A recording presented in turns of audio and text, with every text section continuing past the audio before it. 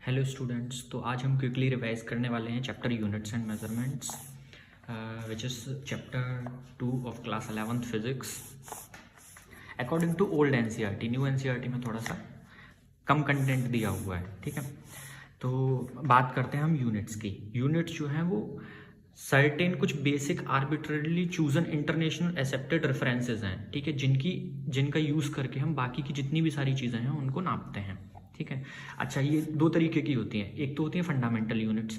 Fundamental जो base quantities की जितनी भी यूनिट्स हैं वो सब फंडामेंटल यूनिट्स हैं और उनको बेस यूनिट्स भी कहा जाता है। और जितनी भी उन फंडामेंटल यूनिट्स से डिराइव होती हैं उनको हम डिराइव्ड यूनिट्स कहते हैं। ठीक है, तो जनरली 3 टाइप के इंटरनेशनल सिस्टम ऑफ यूनिट्स हैं। पहला है तुम्हारा सीजीएस, दूसरा है एफपीएस, तीसरा है एमकेएस। सीजीएस में सेंटीमीटर ग्राम सेकेंड्स, और एफपीएस में फुट पाउंड और सेकंड, और एमकेएस में मीटर किलोग्राम सेकंड। इन यूनिट्स का यूज होता है।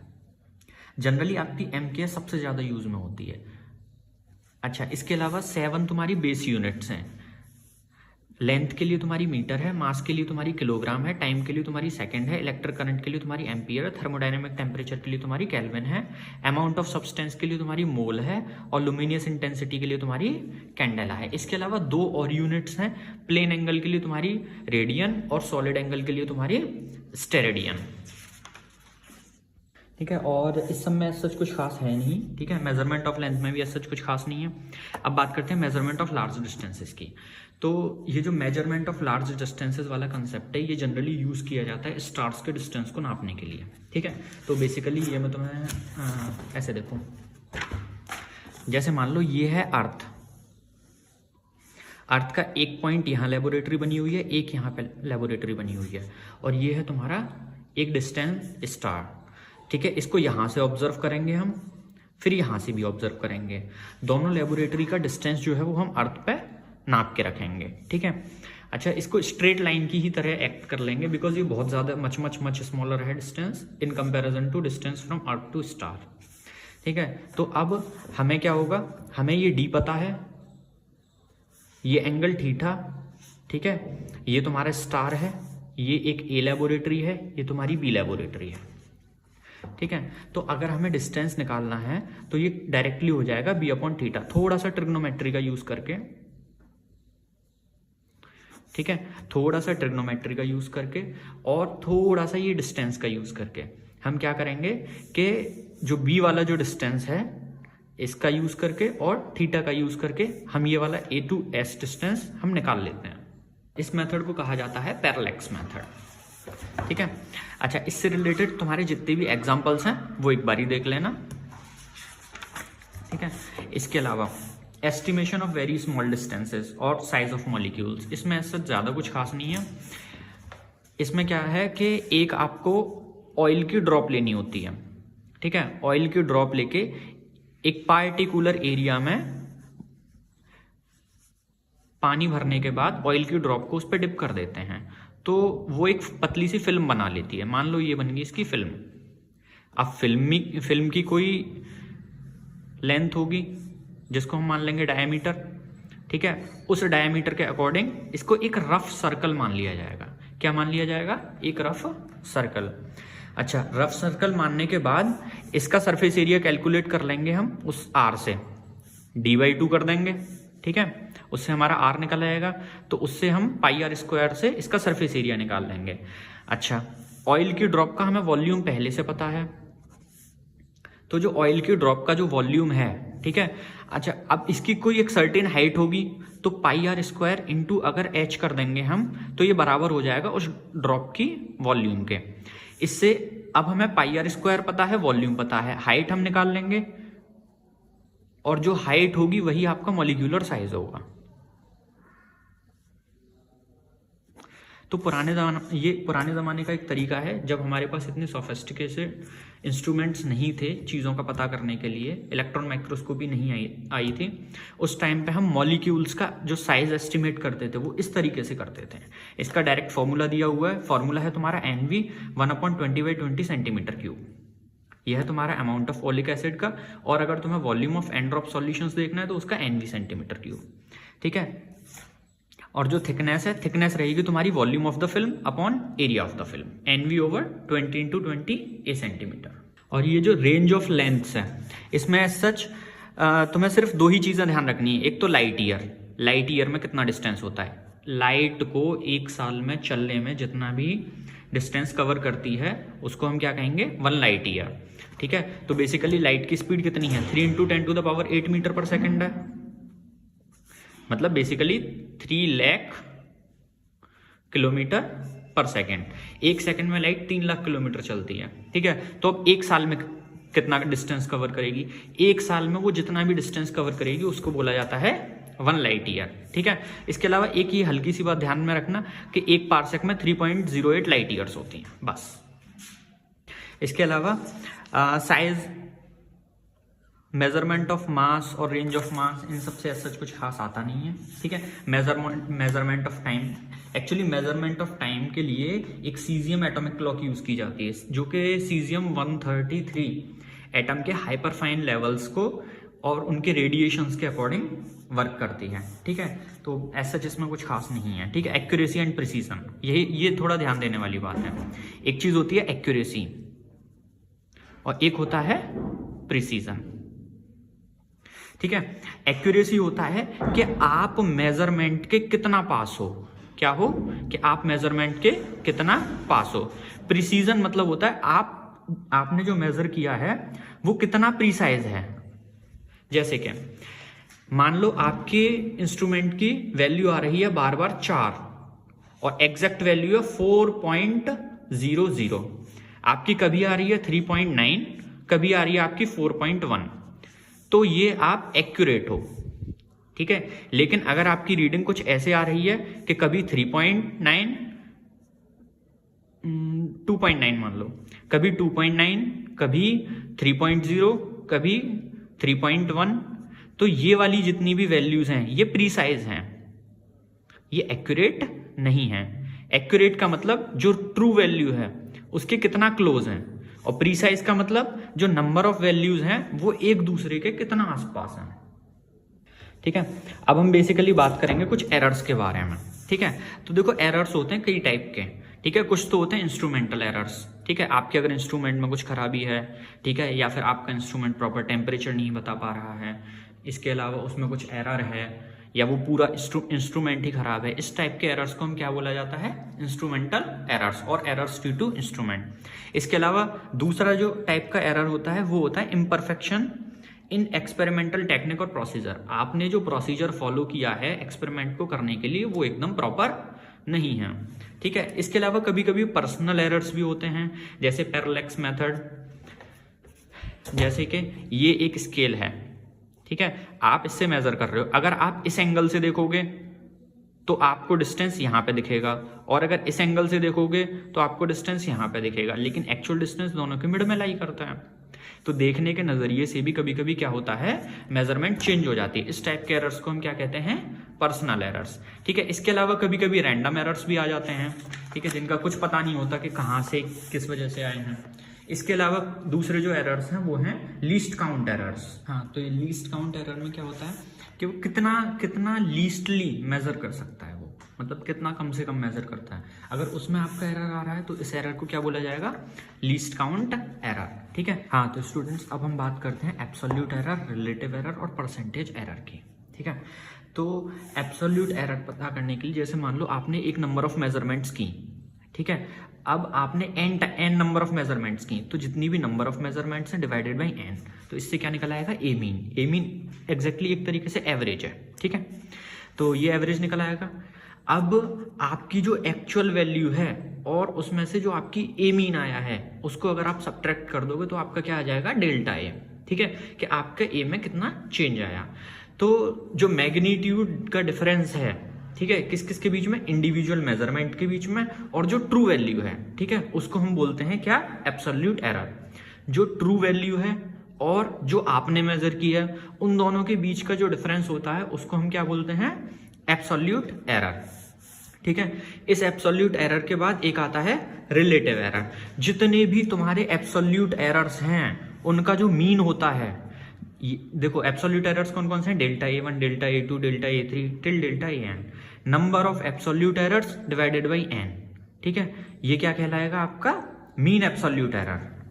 क्या कहलाएगा ये? Mean absolute error. ठीक है, अब ये जो मीन एब्सोल्यूट एरर है और जो आपका ए मीन है, ठीक है, जो आपका एब्सोल्यूट एरर है और मीन एब्सोल्यूट एरर है, इन दोनों का जो रेशियो है वो क्या कहलाएगा? आपका रिलेटिव एरर। और रिलेटिव एरर में आप 100 का मल्टीप्लाई कर दो तो वो आपका क्या बन जाएगा? Percentage error. As simple as that. जो क्वेश्चंस दिए हुए हैं इनको सॉल्व करिएगा और आपको चीजें समझ में आ जाएंगी। ठीक है, अब बात करते हैं हम कॉम्बिनेशन ऑफ एरर्स की। ठीक है, तो अब बात करते हैं एरर ऑफ अ सम और अ डिफरेंस। जैसे मान लो दो क्वांटिटीज हैं, एक आपकी ए है एक बी है। ए में जो आपका एरर है वो है प्लस माइनस डेल्टा ए और बी में एरर है आपका प्लस माइनस डेल्टा बी। तो आपका जो टोटल एरर होगा वो इन दोनों के सम के बराबर होगा अगर आप सम और डिफरेंस कर रहे हो। अगर आप दो क्वांटिटीज को ऐड कर रहे हो या फिर दो क्वांटिटीज को सब्ट्रैक्ट कर रहे हो तो जो टोटल एरर होगा वो आपका किसका रहेगा? इन दोनों के जो एरर्स हैं उनके सम के बराबर रहेगा। ठीक है, तो रूल क्या कहता है? When two quantities are added और सब्ट्रैक्टेड, जब कोई भी दो क्वांटिटीज या तो ऐड की जाएंगी या सब्ट्रैक्ट की जाएंगी। ठीक है, the absolute error is the absolute error in the final result is the sum of the absolute errors in the individual quantities. तो जो एब्सोल्यूट एरर रहेगा फाइनल रिजल्ट में वो किसके बराबर होगा? उस एब्सोल्यूट एरर के बराबर होगा जो कि इंडिविजुअल क्वांटिटीज में है उनके सम कर दिया जाए तो। ठीक है, अगला है आपका एरर ऑफ अ प्रोडक्ट और अ क्वोशिएंट। जब हम किसी दो क्वांटिटीज को मल्टीप्लाई या डिवाइड कर रहे हैं तब एरर कैसे वर्क करेगा? तो इसमें क्या है कि जो रिलेटिव एरर है उसका सम हो जाएगा। इसमें क्या होगा? जो रिलेटिव एरर होगा उसका सम हो जाएगा। सम और डिफरेंस में क्या है? नॉर्मल एरर का सम हो रहा है, लेकिन आपका प्रोडक्ट और क्वोशिएंट में क्या है? आपका जितना भी रिलेटिव एरर रहेगा उसका सम हो जाएगा। तो डेल्टा जेड अपॉन जेड क्या हो जाएगा? Delta A upon A plus delta B upon B. ये ए वाली क्वांटिटी का है, ये बी वाली क्वांटिटी का है, और ये पूरा जो सॉल्यूशन होके आएगा ये उसका एरर है। तो रूल कहता है when two quantities are multiplied और डिवाइडेड, जब दो क्वांटिटीज या तो मल्टीप्लाई की जाएंगी या फिर डिवाइड किए जाएंगे, the relative error in the result is the sum of the relative errors in the multipliers. तो जो रिलेटिव एरर होगा रिजल्ट में वो किसके बराबर होगा? जो रिलेटिव एरर रहेगा मल्टीप्लायर्स में उनके सम के बराबर। ठीक है, अच्छा अब इसके अलावा कुछ क्वेश्चंस हैं, ठीक है, ये वाले ट्राई करना। इसके अलावा बात यह है कि errors in the case of a measured quantities raised to a power. अगर किसी में, अब ये तो एडिशन और सब्ट्रैक्शन हो गए, मल्टीप्लिकेशन और डिवीजन हो गए। अब मान लो कि कोई क्वांटिटी आपको पावर में दे रखी है और आप पावर्स के साथ कैलकुलेशन कर रहे हो, तो उसमें कैसे करोगे? तो उसमें क्या रूल है कि जो रिलेटिव एरर रहेगा किसी भी फिजिकल क्वांटिटीज में, अगर वो पावर्स में है तो जितनी उसकी पावर है उतने टाइम्स उसके रिलेटिव एरर में मल्टीप्लाई कर दिया जाएगा। जितनी उसकी पावर है उतने टाइम्स उसके रिलेटिव एरर में मल्टीप्लाई कर दिया जाएगा। ठीक है, इसके बाद करते हैं नेक्स्ट टॉपिक, सिग्निफिकेंट फिगर्स। अब ये जो सिग्निफिकेंट फिगर्स का जो कंसेप्ट है ये एक्चुअली में बनाया गया था ताकि जितने भी आपके जो एरर्स होते हैं, देखो हर मेजरमेंट में कुछ ना कुछ एरर्स होते हैं, ठीक है, तो उन एरर्स को कम करने के लिए और जो आप मेजरमेंट दे रहे हो वो प्रिसाइज बताई जा सके, उसके लिए इन सिग्निफिकेंट फिगर्स को लाया गया था। तो बेसिकली इसमें तुम्हें 5 रूल्स ध्यान रखने हैं। क्या क्या? पहला है all the non zero digits are significant. जितनी भी नॉन जीरो डिजिट्स हैं वो क्या है? सिग्निफिकेंट हैं। इसके अलावा दूसरा क्या है? All the zeros between two non zero digits are significant. जितने भी जीरोस हैं दो नॉन जीरो डिजिट्स के बीच में, दो अगर नॉन जीरो डिजिट्स हैं उनके बीच में जितने भी जीरोस हैं वो सब क्या है? सिग्निफिकेंट हैं। अब फर्क नहीं पड़ता कि डेसिमल पॉइंट किधर है, अगर दो सिग्निफिकेंट फिगर्स के बीच में कुछ जीरोस हैं तो जितने भी जीरोस हैं वो सारे क्या हो जाएंगे? सिग्निफिकेंट। थर्ड पॉइंट क्या कहता है? If the number is less then 1, अगर आपका जो नंबर है वो 1 से कम है, the zeros on the right of the decimal point but to the left of the first non zero digits are non significant.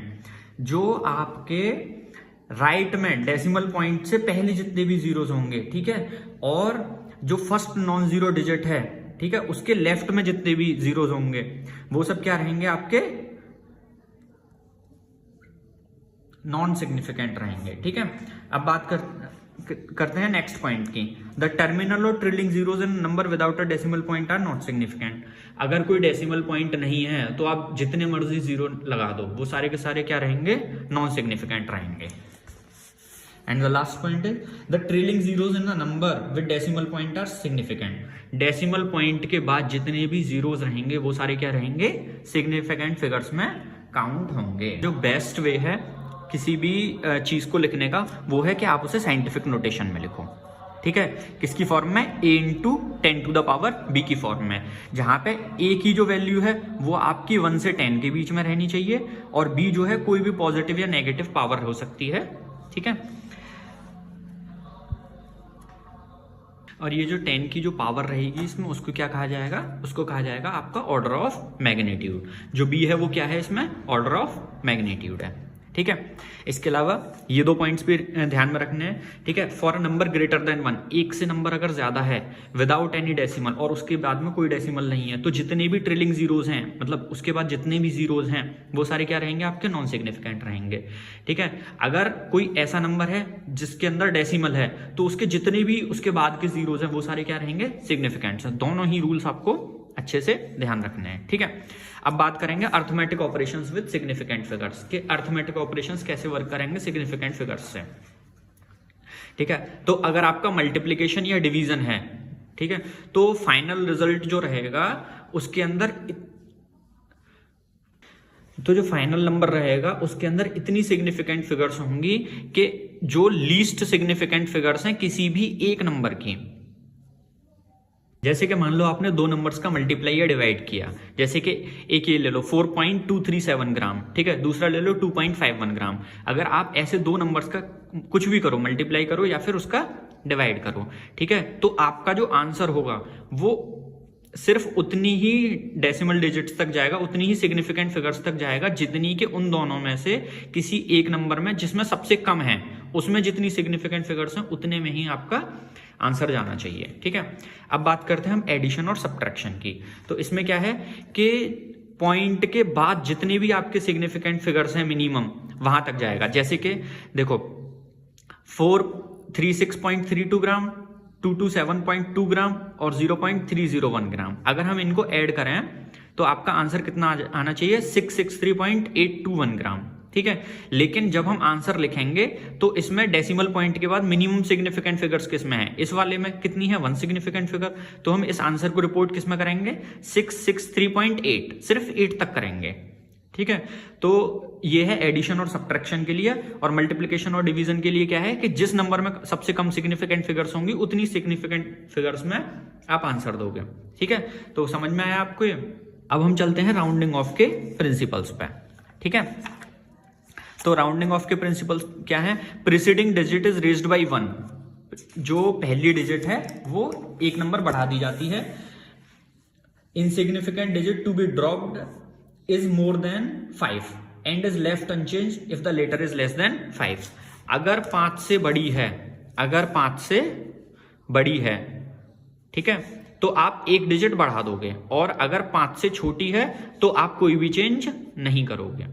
अगर 5 से बड़ी डिजिट है तो उससे जो पहली वाली जो डिजिट है उसको आप एक नंबर इंक्रीज कर दोगे, ठीक है। लेकिन अगर 5 से कम है तो आप उसमें कोई चेंज नहीं करोगे, एज इट इज उसे लिख दोगे, ठीक है।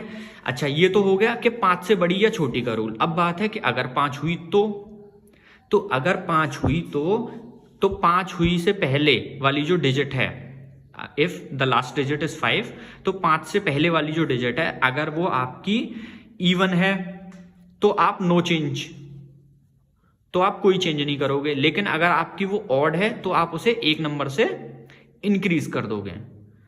क्या करोगे, एक नंबर से इंक्रीज कर दोगे अगर ऑड है तो, और अगर इवन है तो आप उसमें कोई भी चेंज नहीं करोगे। तो अब हम बात करेंगे जो रूल्स हैं किसके, अनसर्टेनिटी के कुछ रूल्स दे रखे हैं, ठीक है, उनके बारे में डिस्कशन करेंगे।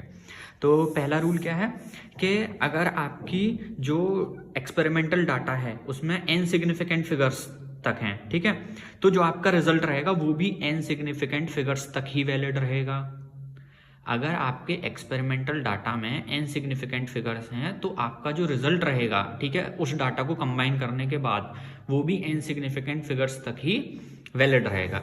नेक्स्ट इज जो रिलेटिव एरर रहेगा, ठीक है, वो किसके ऊपर डिपेंड करेगा, सिर्फ नंबर के ऊपर डिपेंड नहीं करेगा, ठीक है, सिर्फ an number of significant figures के ऊपर डिपेंड नहीं करेगा, उस नंबर के ऊपर भी डिपेंड करेगा। ठीक है, इसके अलावा अगर कोई मल्टी स्टेप कंप्यूटेशन है, क्या है, अगर कोई मल्टी स्टेप कंप्यूटेशन है तो उसमें हम एक नंबर ज्यादा तक सिग्निफिकेंट फिगर्स को काउंट करेंगे ताकि उसकी जो मेजरमेंट है वो थोड़ी सी प्रिसाइज हो सके। तो नेक्स्ट टॉपिक है आपका डायमेंशंस ऑफ फिजिकल क्वांटिटीज। तो सीधी सिंपल बात ये है कि जितनी भी आपकी फिजिकल क्वांटिटीज हैं उनकी जो भी डायमेंशंस हैं वो एक्चुअली में किस चीज का कॉम्बिनेशन है, वो कॉम्बिनेशन है जो आपकी बेस क्वांटिटीज हैं उनकी अगर आप कुछ पावर लगा दो। ठीक है, जो आपकी बेस क्वांटिटीज हैं उनकी कुछ पावर लगा दो, चाहे वो 0 हो, चाहे 1 हो, चाहे वो नेगेटिव में हो, -1 हो, -2 हो। ठीक है, उनकी कुछ जो पावर्स हैं, ठीक है, उनको कंबाइन करके ही आपकी फिजिकल क्वांटिटीज की डायमेंशंस बनती हैं। जैसे कि फोर्स है, फोर्स की है मास इनटू एक्सेलरेशन। ठीक है, मास की मास है, ठीक है, एक्सेलरेशन की क्या है, मीटर पर सेकंड स्क्वायर, तो मीटर के लिए लेंथ इनटू टाइम का स्क्वायर। तो आपकी जो डायमेंशंस हैं वो क्या बन जाएंगी, ml/t-2, t क्या हो जाएगा, -2। और इसी तरीके से हम डायमेंशनल फॉर्मूले निकालते हैं और इसी तरीके से आपकी डायमेंशनल इक्वेशंस बनती हैं। ठीक है, ठीक है, तो अब हम बात करते हैं checking for the dimensional consistency of equation. ठीक है, इसमें एक प्रिंसिपल है, the principles of homogeneity of dimensions. ये क्या कहता है कि अगर कोई आपकी एक इक्वेशन है, अगर वो डायमेंशनली रॉन्ग है, अगर वो डायमेंशनली रॉन्ग प्रूव हो जाती है तो वो रॉन्ग है, बट अगर वो राइट प्रूफ हो जाती है तो इसका मतलब ये जरूरी नहीं कि वो राइट ही है। ठीक है, रॉन्ग है तो जरूरी है कि रॉन्ग है, और अगर वो राइट है तो ये कोई जरूरी नहीं कि वो राइट है, हो सकता है किसी और तरीके से वो रॉन्ग भी प्रूव हो जाए। ठीक है, बस बाकी कुछ नहीं है, कुछ क्वेश्चंस हैं। ठीक है, ये आप सॉल्व करिएगा। ठीक है, and after that chapter ends. Okay, मेजॉरिटरीली ज्यादा कुछ ना करो तो एटलीस्ट एनसीईआरटी के जितने भी एग्जाम्पल्स हैं, एनसीईआरटी के जितने भी एग्जाम्पल्स हैं और जितने भी आपके कंसेप्ट्स हैं वो उनको आप थॉरोली रिवाइज करके भी चले जाओगे तो भी तुम इजीली अच्छा खासा स्कोर कर दोगे।